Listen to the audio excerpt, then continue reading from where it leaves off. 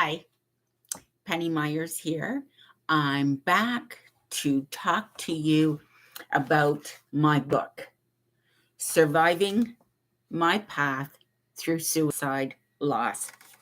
This book was written with survivors of suicide loss in mind, as well as great information and knowledge about anyone that wants to help somebody or their friend or a family member that has lost somebody to suicide. My book has got 9 chapters, and each chapter is a predominant stage that I had gone through when I was grieving the loss of my son, Nicholas. So, first of all, I want to talk about how to use this book. There is a great couple pages on how to use the book. In other words, because it's so raw, the experience and my grief, emotions is so raw, it can be overwhelming and exhausting. So you have to take a little at a time and be gentle with yourself.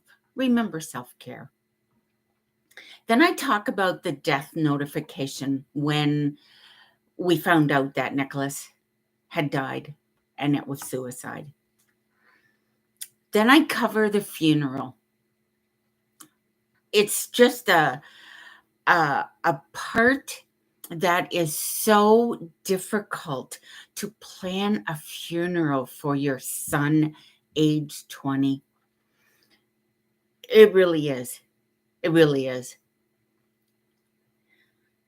People in their attitude. That was really a highlight throughout my process of grieving. How people would avoid me.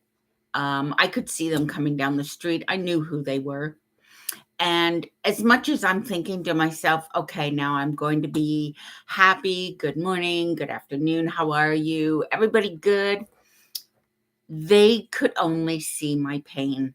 They saw me, they saw pain, they saw emotion. They avoided me. They crossed the street or they went in a store to avoid having to see me. I must have been the picture, the vision, the emotion of pain. So they avoided me. Then I want to talk about resources and support. Somewhere along the line, you will look for what is similar to what I'm going through. How did others get through it? What do I need to get through today? Is what I'm feeling normal? It's so hard to find that in online material.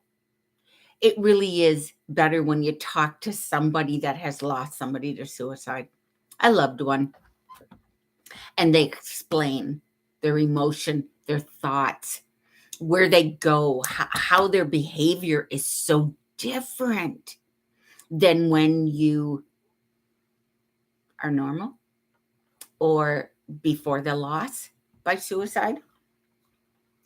Vulnerability. Oh my gosh. Vulnerability. Your heart is worn right here on the sleeve of your clothing. It is unbelievable how vulnerable a person is. Very, very important chapter. It's like a diamond. It's important, very important. Relationships, things change. Some real good friends that you never thought would leave you have to turn away and leave you. They can't handle. Even if you're not talking to them about your pain, they see it, they feel it. They can't function knowing you're a different person. I experienced coworkers as well as a very dear friend of mine that I had had since high school could not stand by me or the family. My coworkers just one day said, "We miss the Penny you were before. We want you back." Of course, that wasn't possible. Where do I go from here? There comes a time when you look at your life, you look around and you think, like, what do I do now? Where do I go? How do I exist with everything that's just happened? What is this? Is it my new life?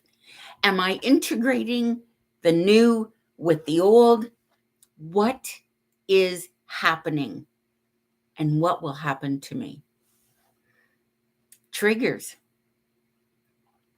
Other people, news, reporters, the paper, online, social media, another suicide, another mother in pain. My heart to this day, every time I hear of a suicide, I think of the mother, the father, the siblings, grandparents. It's horrific and hard to explain the pain, the empathy and compassion.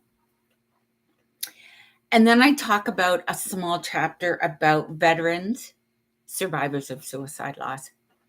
They're forgotten. And really, it's complicated as well for them. So if you feel you want reading material, please go to thesurvivalseries.com or Amazon and purchase my book. Give it to somebody as a gift.